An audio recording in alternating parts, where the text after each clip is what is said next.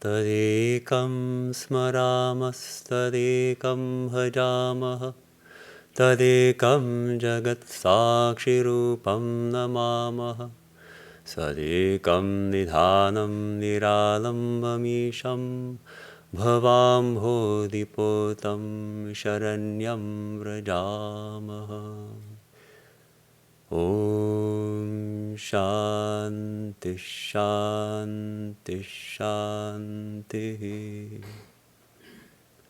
On that alone do we meditate, that alone do we worship, to that alone, the witness of the universe, do we bow, to that one who is our sole eternal support, the self-existent Lord, the raft to safety, across the ocean of this world, do we come for refuge. Om, peace, peace, peace.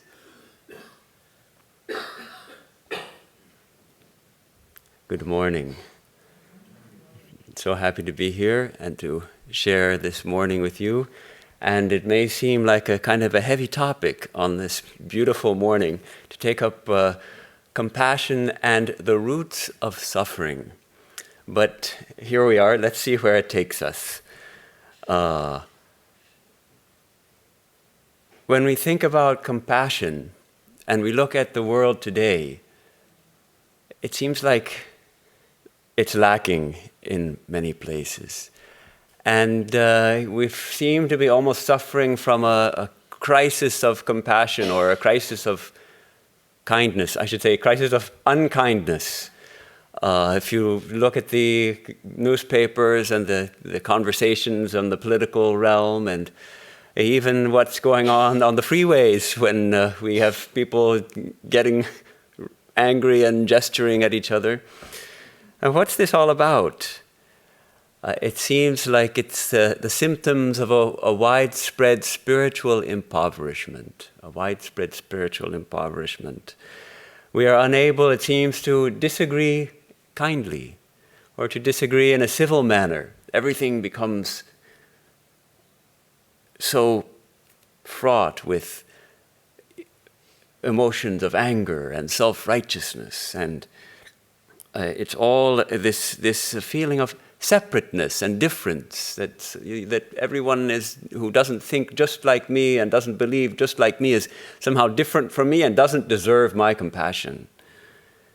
It's interesting to see how one of the great strengths of American culture, American tradition, is this principle of individuality, the importance of the individual and individual freedom. That's one of our great strengths in America. And yet it's also one of our weaknesses when it becomes emphasized at the cost of the sense of responsibility, because along with freedom comes responsibility. And when the me culture crowds out the we culture, then we get this kind of problem. And one hint that we get from this seeming lack of kindness, lack of compassion, is that we are unable to see people who seem different from us as actually human beings just like us.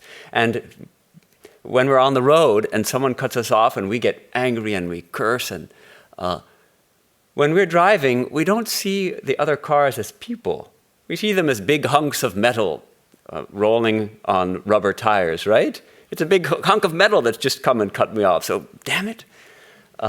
We forget that there's a person just like me sitting behind the wheel of that car and probably didn't mean to cut us off, just trying to get over in the lane because he or she also is trying to go where he or she is going. Or say on the, sometimes one reads an article online and sometimes I make the mistake of looking at the comments. Sometimes it's interesting. But so often people get so nasty to each other in these comments. And I think part of it is that we don't really feel, it's just some words. There's no face, there's no name, it's some kind of made-up name. So we don't feel like who we're talking with is actually a person. We forget that there are people just like us. So this me culture, which leads to this strong sense of separateness, actually, from the standpoint of Vedanta, it's a big mistake. Because we are not separate from one another. We have so much in common, even on the personal level, and ultimately we are all connected in the divine. We are all rooted in the divine. So we are all connected.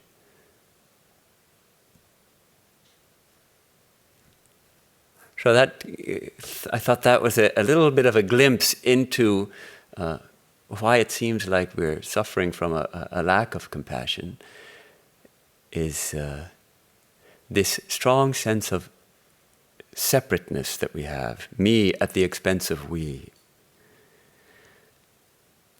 Now when we look at the real roots of suffering, nobody wants to suffer. Everybody wants to just have peace and joy, isn't it? We all want happiness. We don't like to suffer. And yet, it's a fact of life. Suffering is a fact of life. This is the Buddha's great insight. His first noble truth is this very life is fraught with suffering. There's a deep dissatisfaction in life when we try to attain happiness just by external situation in our life. When we just try to get peace and happiness through our work and our family and our possessions, we end up we fall short. We don't get peace.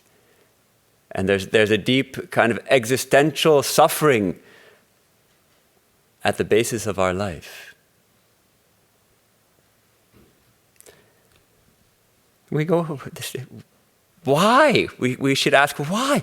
It's not fair. It seems like we should be able to have everything peaceful and nice and it shouldn't be so difficult. And yet here we are and we're faced with this fact of suffering, and the teachers say, this is just the way it is.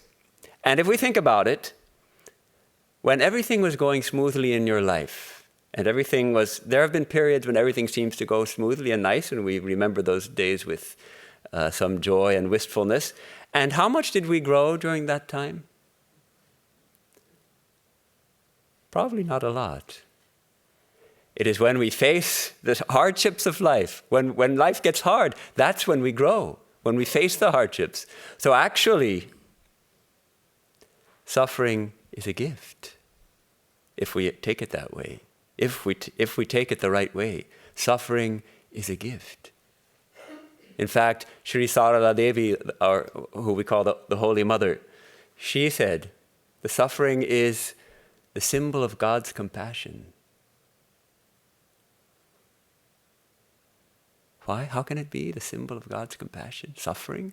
If God is compassionate, shouldn't God be making us free of suffering? But we're not looking for God. We're not seeking God, so we suffer. And when we suffer, when that suffering impels us to seek the divine, when it impels us to seek within to the deepest core of our being, then we can start to address the problem of suffering at its root.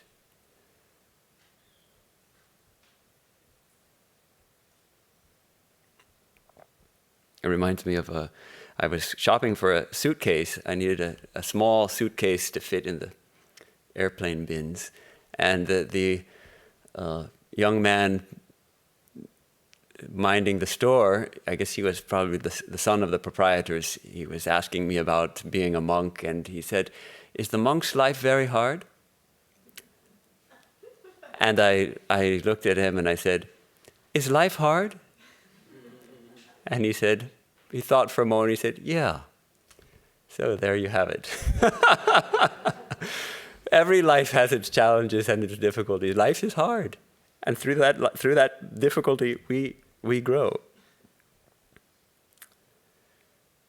Now, what about when we see suffering, when we see others suffer, when we see other people in difficulty, in trouble?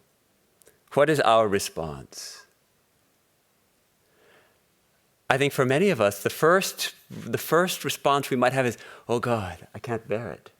I don't want to see that. I don't want to see that." When we see the depth of some people suffering, when we go, say, driving down in the downtown Los Angeles and we see thousands of people living in tents on the street in squalor, and it seems overwhelming, and we just want to close our eyes and say, "This can't be happening." We're afraid to face that kind of suffering, to really look at it in the eyes. And I think that's a mistake. When we close our hearts to the suffering of others, in a sense, we're closing our hearts off to life itself.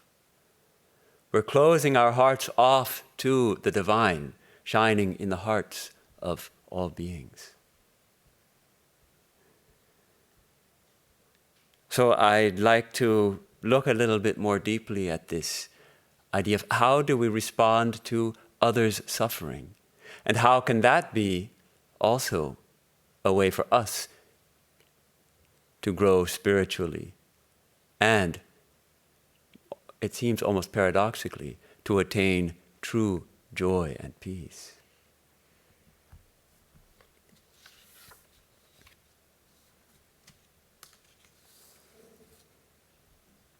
What is the real source of our suffering? When we look at this world, and the teachers of Vedanta have analyzed the sources of suffering and break it down into three categories. Suffering due to other beings from us, like flies and mosquitoes, tigers, or criminals, even our family members who say unkind things. Yes, flies and mosquitoes are a significant source of suffering. How many diseases carried by mosquitoes? They're not causing suffering intentionally, unintentional. They just happen to be carrying some malaria parasite or dengue fever or Zika parasite. But how an immense amount of suffering caused by mosquitoes, other beings. And then the terrible kind of suffering caused by other beings, intentional suffering caused by despots and torturers and criminals. Then they also look at what we call acts of God, like earthquakes and floods and things like that, so when an earthquake comes, we suffer. But can we blame anyone for that? It's just in the nature of things. And then finally, the suffering that comes from ourselves. We suffer because of, our own bodies may give us pain. And more importantly, our own minds give us pain.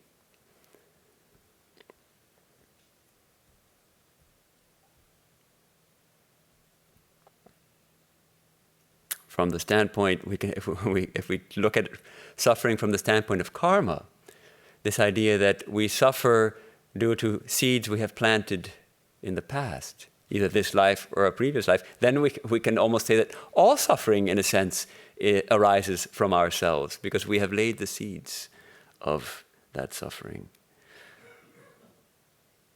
But finally, I find that the most satisfying way to understand suffering is that it's in the nature of things. But what does it call? First of all, what is the fundamental root source of suffering? And the Vedanta teachers are very clear about that. The fundamental source, the root of suffering is what? Ignorance. Ignorance of our true nature. Ignorance of our infinitely pure, infinitely blissful nature, which is covered up by ignorance. Swami Vivekananda puts it this way: one idea that I see clear as daylight is that misery is caused by ignorance and nothing less. We think ourselves to be that which we are not. We are so identified with our bodies. When our bodies are injured, we suffer. We identify ourselves with our possessions. When our possessions are lost, we suffer. We identify ourselves with our loved ones. When they are taken away from us, we suffer. We identify ourselves with our emotions. When our emotions get roiled up, we suffer. Misidentification. So the remedy then, the final remedy, of course, for suffering in ourselves as well as in others is to find our true self, which is one with the divine. So, what is our response to the suffering of others? I touched on this. Our first impulse may be to ignore it or to run away from it. Or we may explain it away. Oh, it's their fault. If that's a very cruel application of the idea of karma. Well, if they're suffering, it's their fault. They must have done something bad in a previous lifetime. They're suffering now. They just have to bear it. That's their fault. I'm all right as I am, so fine.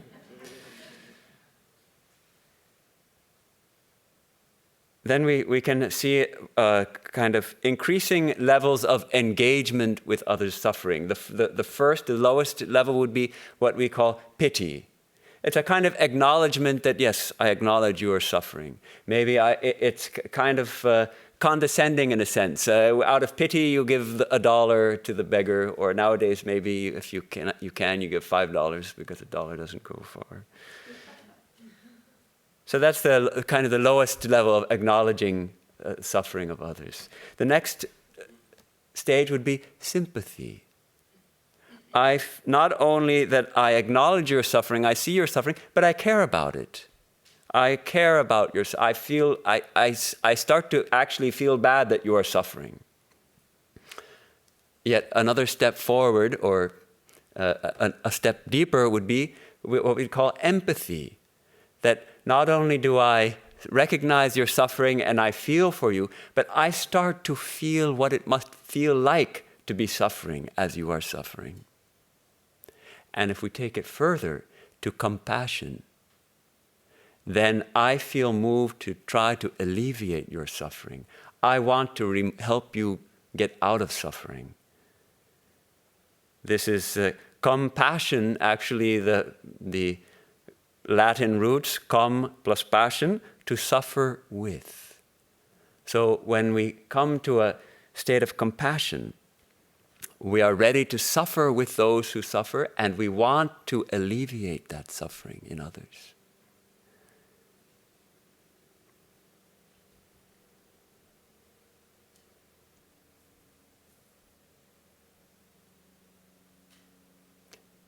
The bar is set pretty high.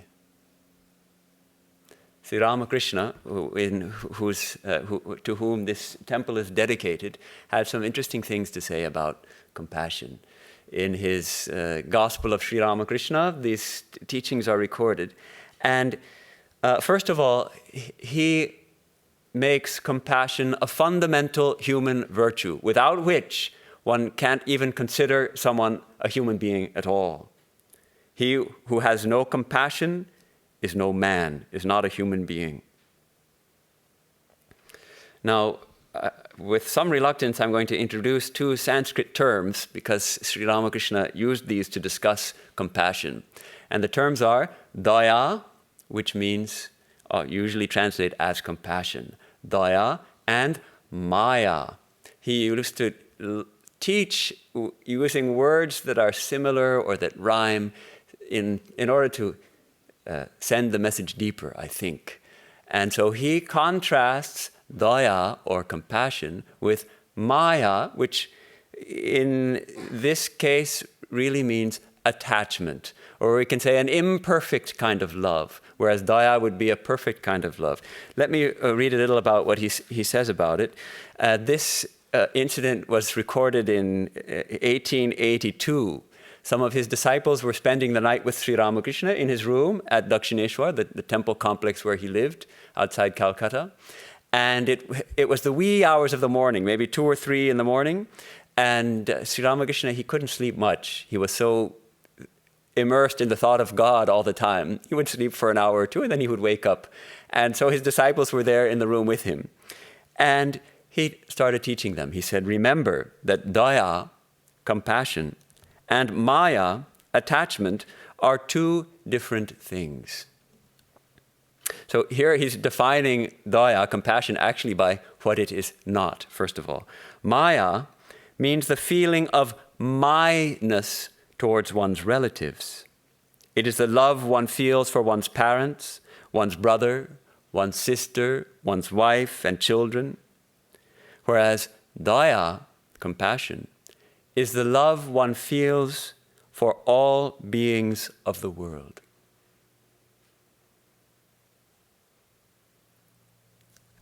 So, the ordinary love that we feel for our near and dear ones, he calls it only a kind of imperfect love, because it's different from the love that we feel for all beings of the world. How many of us can honestly say that we love all beings of the world? Most of us have at least one or two people who we find it very difficult to love. It may be someone close to us, like a mother-in-law, right? Or it might be someone not so close to us, like a political figure, the leader of that other party, whichever that other party may be, right? Or some despot in some totalitarian country. We find it difficult to love such people. So he is giving this idea that our love is imperfect so long as it does not flow equally to all people. He says it's an attitude of equality. He uses a wonderful Sanskrit word, samadrishti, the same-sightedness, that my eyes fall with equality upon every being in the world. I don't give more of my love to anybody and less to anybody else. That doesn't mean that we don't love our near and dear ones less. It means only that love, that infinite love, pours out to all, to my near and dear ones and to everybody else. And how can we do that?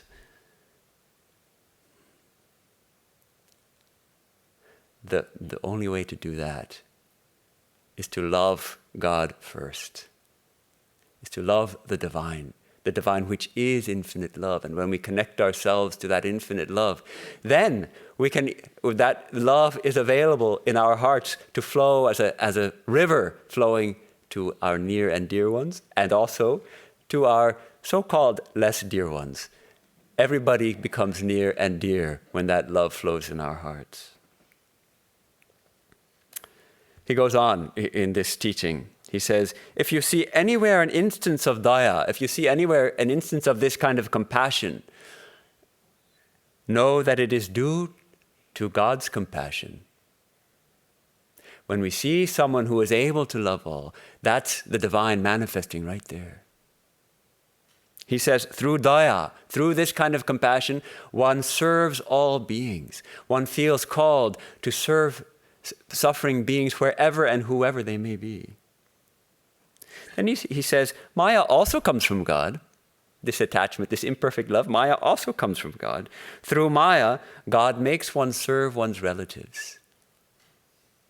But one thing should be remembered.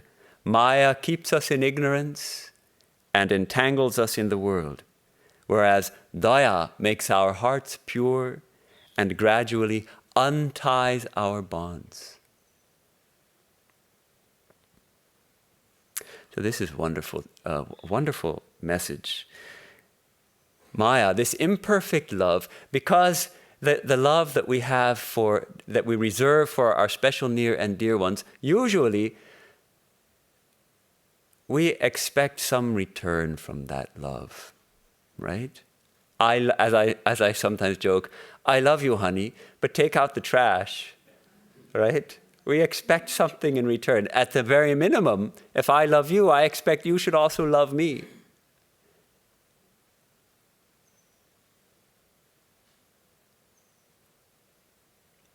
So it entangles us. Whereas Daya, the love that's equally flows to all beings, it frees us. It makes our hearts pure and gradually unties our bonds. Then he goes on to say, God cannot be realized without purity of heart. This ideal held before us by Sri Ramakrishna, to realize God, to realize that the infinite divine Lord is enshrined in our heart and in every heart, to feel that divine reality, to know it, to enter into it. That cannot happen without purity of heart. one receives the grace of God by subduing the passions, lust, anger, and greed. Then one sees God. When the heart is pure, one sees God. Blessed are the pure in heart, says Jesus, for they shall see God. Sri Ramakrishna has the same message. And so Daya becomes also a spiritual practice, a practice of purifying our hearts, a way of bringing us to see God face to face. Usually we think of the spiritual practice, and Sri Ramakrishna often used to emphasize prayer, worship, japa, repeating the holy name of God, meditation, going into solitude to think of God, keeping company with other devotees, keeping holy company, and cultivating love for God. We think of these as the kind of spiritual practices Sri Ramakrishna emphasized. But here he says, Daya purifies our heart and brings us to the vision of God. So I'm drawing attention to this because I feel it's a remarkable teaching that compassion, looking at the suffering of others and responding with compassion, is a powerful spiritual practice which will bring us freedom. It will untie our bonds. It will expand our heart. You know, he says here, subduing the passions, lust, anger, and greed. What are these? These are selfishness. I want for me. I want to enjoy. I want for me. Whereas compassion takes it the other direction. I want for you. I want for you to be free from suffering. I want for you to be free from misery. So it's a powerful turning of the heart away from ourselves, our little selves, and towards the universal self which is enshrined in every heart. He puts it so clearly. He says, I love only the members of the Brahmo Samaj. This is one particular sect in India at that time. I love only the members of my own sect. Or I love only my own family members. This is called Maya. I love only the people of my own country. This is called Maya. To love the people of all countries, to love the followers of all religions, this comes from Daya. This comes from the love of God. Through Maya, one becomes bound, one is separated from God. Through Daya, one realizes God.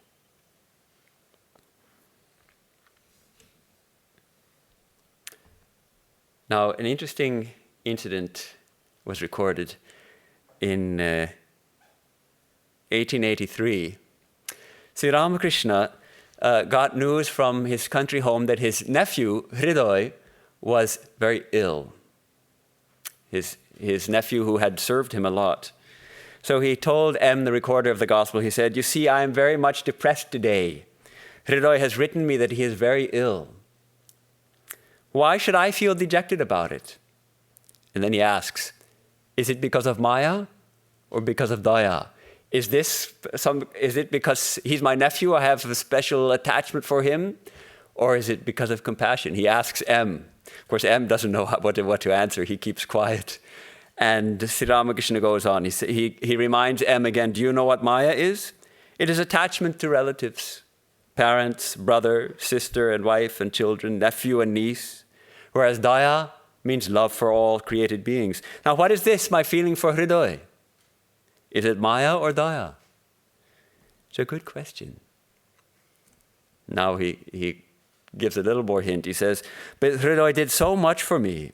He served me wholeheartedly and nursed me when I was ill. Then, this is kind of shocking. But later, he tormented me also. The torment became so unbearable that once I was about to commit suicide by jumping into the Ganges from the top of the embankment. Hridoy had developed what's called the ego of an attendant, attending to a great personality, attending on a spiritual giant like Sri Ramakrishna. He got an inflated view of his own importance and began to think that he was more important than his uncle who he was serving. and began to torture him and control him. And it became so unbearable that one day Sri Ramakrishna walked to the bank of the river and was seriously considering jumping in to escape the torment of his nephew.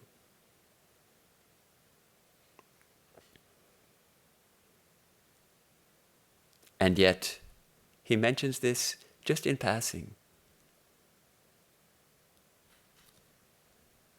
These great souls, they manifest this highest compassion for all beings. Yes, his nephew. Of course, he knows his nephew intimately, and he felt for his nephew's suffering, even though that guy had tortured him so much that he was ready to kill himself. Even then, he was concerned about his welfare, wanting to alleviate his suffering. Of course, Sri Ramakrishna demonstrated this kind of universal compassion many times in his life. One instance was when he went on a pilgrimage with his wealthy patron, Mathur Babu, and they went, it was hundreds of people, 150 people maybe going on this pilgrimage, and a separate train car for the bigwigs, and probably in the equivalent of today's money, it would be several $100,000 being spent, maybe $300,000 to $500,000 being spent on this big pilgrimage. And they came to a place called Deoghar in Bihar, where there was a famine. And they stopped in a village where the people were so poor, their clothing was in tatters, they were starving, they had nothing to eat. And Sri Ramakrishna immediately said to his patron, "Hey, stop! We got to stop here. You feed these people and give them clothing." And Mathur Babu, wealthy man, he was already spending so much money on this pilgrimage. He was reluctant to spend a little money to help these people. Sri Ramakrishna, when he understood Mathur's mood, he got down, went and sat with the villagers and said, "Okay, I'm staying here. You go ahead on your pilgrimage." So then Mathur did make arrangements for serving the people in that village.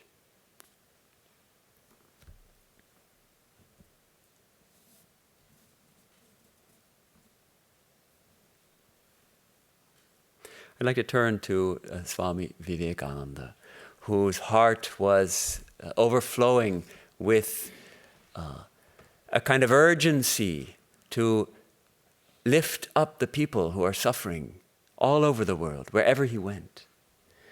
And this was before he came to America to make his big splash at the Parliament of Religions and all of that. He was wandering about in India, and he met two of his brother disciples of Sri Ramakrishna at the Abu Road train station, wherever that may be, somewhere in Western India. He met Swami Brahmananda and Swami Turiyananda. And Swami Turiyananda remembered this about that meeting. He said that Swami Vivekananda had made some remarks which were so full of pathos that they still were ringing in his ears. And he says that Swami Vivekananda said, "Hari Bhai," calling Swami Turiyananda by an affectionate term of Brother Hari. "Hari Bhai, I am still unable to understand anything of your so-called religion."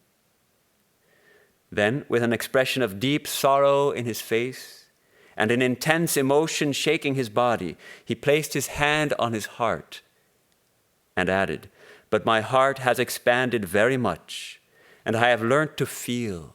Believe me, I feel intensely indeed." His voice was choked with feeling. He could say no more. For a time, profound silence reigned, and tears rolled down his cheeks. And then telling about this, Swami Turiyananda himself also began to weep, seeing this, remembering this intense feeling for others in Swami Vivekananda. And then he said, "Can you imagine what passed through my mind on hearing the Swami speak? Are not these, I thought, the very words and feelings of Buddha?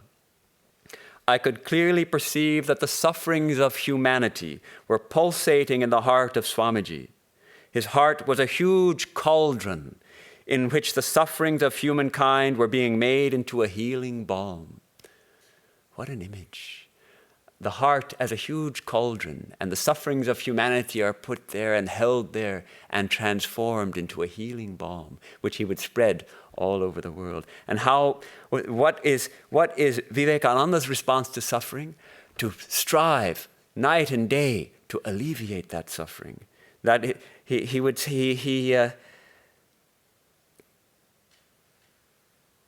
his heart bled for the suffering humanity. And this is kind of a paradox, because on the one hand, we understand that the illumined soul attains to infinite bliss. The illumined soul realizes God, knows that his true nature is infinite bliss. And so where's the question of suffering for such a one who has escaped from the bonds of this ignorance? And yet, at the same time, they suffer not for themselves, they suffer for others. They feel the suffering for others. They feel so strongly. So it's a kind of a paradox. And yet, they also teach us that the best way to attain happiness for ourselves is to strive for the happiness of others. The moment you isolate yourself, says Vivekananda, the moment you isolate yourself, everything hurts you. The moment you expand and feel for others, you gain help. The selfish person is the most miserable person in the world. The happiest is the one who is not at all selfish. So Vivekananda's response to suffering was struggle and sacrifice, self-sacrifice. May I be born again and again, he says, and suffer thousands of miseries so that I may worship the only God that exists, the only God I believe in, the sum total of all souls, and above all, my God the wicked, my God the miserable, my God the poor of all races, of all species, is the special object of my worship.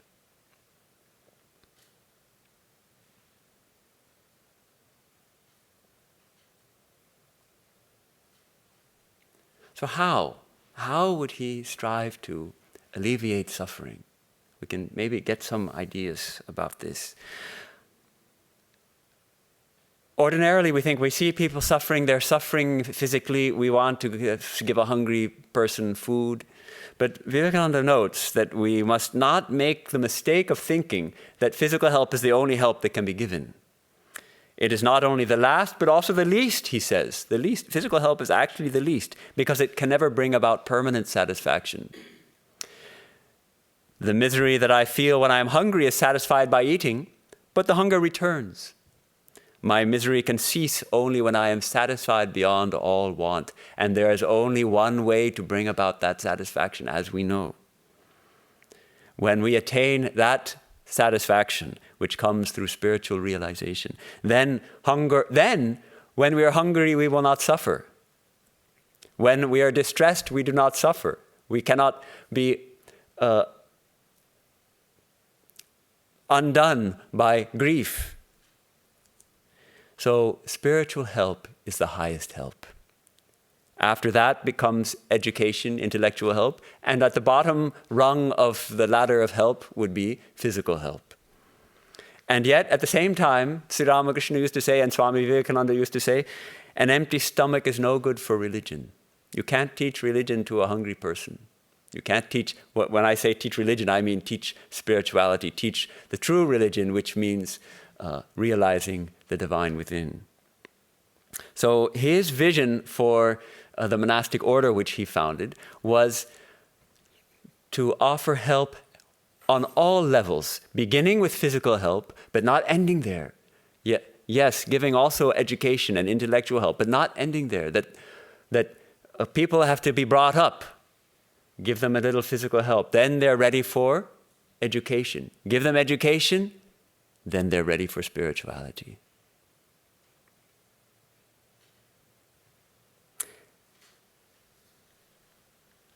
More than anything, his call is a call for sacrifice. For those of us who are ready to hear this call, let me read you a little bit of this, or a portion of this incredible letter he wrote to Sister Nivedita, one of his foremost disciples, a young Irish woman who met Swami Vivekananda in London and followed him to India and served India till she died. My ideal, he writes to her, my dear Miss Noble, my ideal indeed can be put into a few words, and that is to preach unto mankind their divinity and how to make it manifest in every movement of life. I love how he puts everything into simple words. His ideal is simply to preach unto humanity our divinity and how to make it manifest. This world is in chains of superstition. I pity the oppressed, whether man or woman, and I pity more the oppressors. Here, by pity, is not the pity we were talking about at the beginning. This is the true compassion. He has compassion for both the oppressed and even more for the oppressors, who are more deeply sunk in ignorance and darkness. Then this line which I already read. One idea that I see clear as daylight is that misery is caused by ignorance and nothing else. Then he asks, who will give the world light? Who will give the world light? Sacrifice in the past has been the law. It will, alas, be for ages to come. The earth's bravest and best will have to sacrifice themselves for the good of many, for the welfare of all. Buddhas by the 100 are necessary, with eternal love and pity. Bold words and bolder deeds are what we want. Awake, awake, great ones. The world is burning with misery. Can you sleep? Let us call and call till the sleeping gods awake, till the God within answers to the call. What more is in life? What greater work? The details come to me as I go. I never make plans. Plans grow and work themselves. I only say, awake, awake. So this is the remarkable call of Swami Vivekananda to sacrifice, those who are ready to sacrifice their lives for the good of others. This rousing call. The world is burning with misery. Can you sleep? Swami Vivekananda would spend sleepless nights, his heart aching for the misery of the world.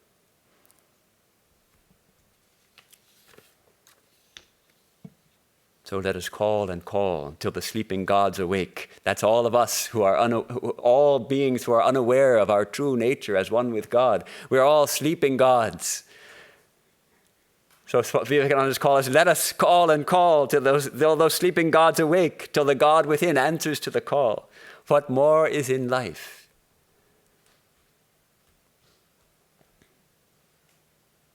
It seems kind of counterintuitive, no? That if we want peace in life, that we have to sacrifice ourselves.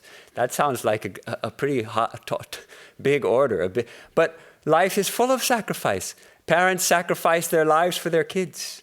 How many sleepless nights have mothers and fathers spent for their children?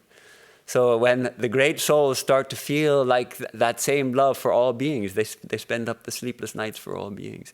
And yet, paradoxically, when we feel this way for all beings, for suffering, we start to feel this tremendous power rising within, this power of compassion, this power of divine love.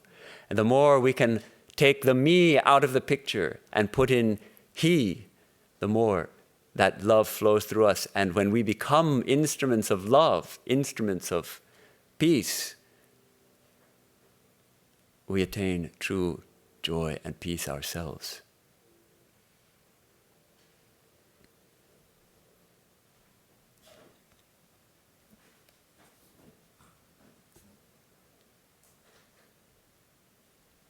There's a funny but moving story about the Holy Mother, Sri Sarada Devi, who was the spiritual partner of Sri Ramakrishna. Of course, they were married, but they lived as monk and nun. And much later, after Sri Ramakrishna had left the scene, she became the spiritual guide for many hundreds and hundreds of spiritual seekers, and she would grant them spiritual initiation. Which means it's a induction into spiritual life, and the mantra is given, and many of us may have also sought for initiation and know its power in our lives. But she was such a powerful teacher that the negative actions which had been done by her disciples in their life or in their past lives, she would take those on herself and she would suffer. When she would initiate people, sometimes she would fall quite sick. If the disciples had perhaps a big load of baggage they were carrying, a big load of karmic baggage, we call it, the mother would take that baggage, or at least as much of it as she could, and she would suffer for that. And the disciples came to know of it, that they could understand this. And when she was very sick in bed, she overheard the monks talking. The monks, or rather, the person who recorded this incident overheard the monks telling her, "Mother, after you recover this time from your illness, we're not going to allow you to give initiation anymore. When you initiate people, you take on the sins of your disciples, and that makes you fall sick, so no more. You're not going to do it anymore." And the mother smiled gently. She smiled gently and said, "Why, my dear children? Did Sri Ramakrishna come just to eat rasagullas?" Rasagullas are a special kind of sweet, a delicious, it's like the cream of the crop of Bengali sweets. And Sri Ramakrishna, Holy Mother, they were Bengalis. So the most delicious, what would be the equivalent of in American sweets? Apple pie a la mode or something? I don't know, whatever it would be. Did Sri Ramakrishna come just to eat sweets? And the disciple notes, "That silenced all. O Mother, how much indeed did you express in those few words?" The idea is that these great souls, they don't come for themselves. They don't come as we come, dragged by our karma and our desires into this world. They come overflowing with compassion just to help others. They live for that alone. So Mother was willing. She was ready. You know, when we want to help someone, that's all well and good. But we shouldn't have to suffer ourselves. We shouldn't fall sick helping others. That takes it to another level. The mother is ready to suffer physically for her own disciples.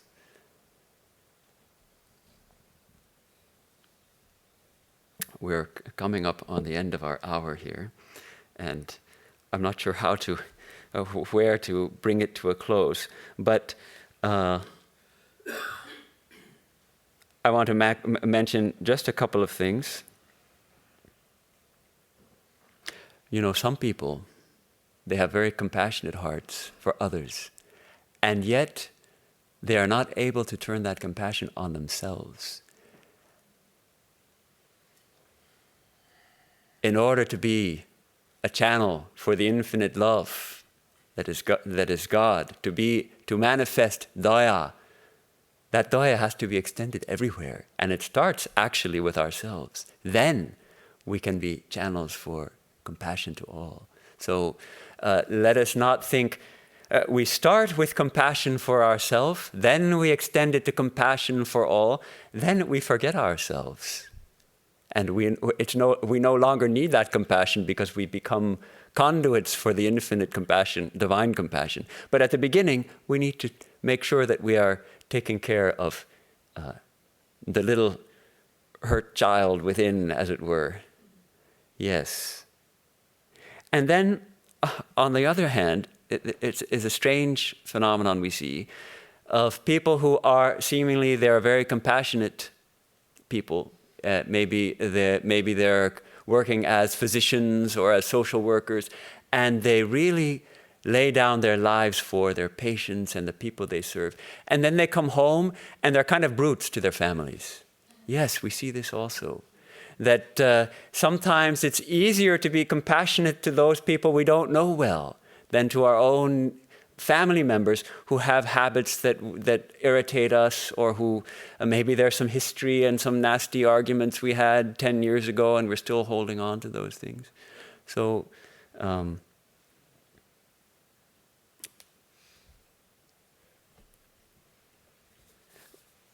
something to think about. Sri Ramakrishna used to relate an incident that some Sikh soldiers from soldiers. Many of the Sikhs are soldiers. They had come to the Kali temple, the temple complex where he lived, and one of them said in the course of conversation, God is so compassionate. God is so compassionate. And Sri Ramakrishna said, what do you mean? What do you mean? Is that true? How do you know? How do you know God is compassionate? And the Sikh said, well, he has created us. He gives us food. He takes so much care of us. And Sri Ramakrishna said, why should that surprise you? What's so special about that? If God is the father of everyone, who will look after the child if the father doesn't? Do you mean to say that the neighbors should look after the children? And Narendra, the future Vivekananda, was present at this conversation, and then he protested. Does that mean that we shouldn't call God compassionate? Should we not call God compassionate then? And Sri Ramakrishna fires back, did I forbid you to call God compassionate? No. What I mean is that God is our very own. He is not a stranger to us.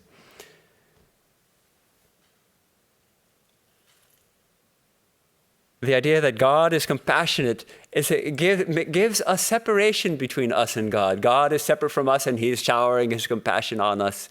And we then in turn shower compassion on others who are still perhaps separate from us. But if God is our very own, then it's not exactly compassion, it's just an expression of oneness. So here I feel this takes us actually to the next step, from compassion to oneness. Swami Brahmananda, the spiritual son of Sri Ramakrishna, sometimes he would say that sometimes it's impossible for me to teach anyone. No matter where I look, I see only God wearing so many masks. Who would teach whom? Who is to be taught? How can God teach God? Then when my mind comes down a little bit, then I see the ignorance in people and I try to remove it. So I think that's enough for the day. Let us take this ideal. Let us take this ideal of Daya, of love for all, and see how we can apply it in our own lives, how far we can take it.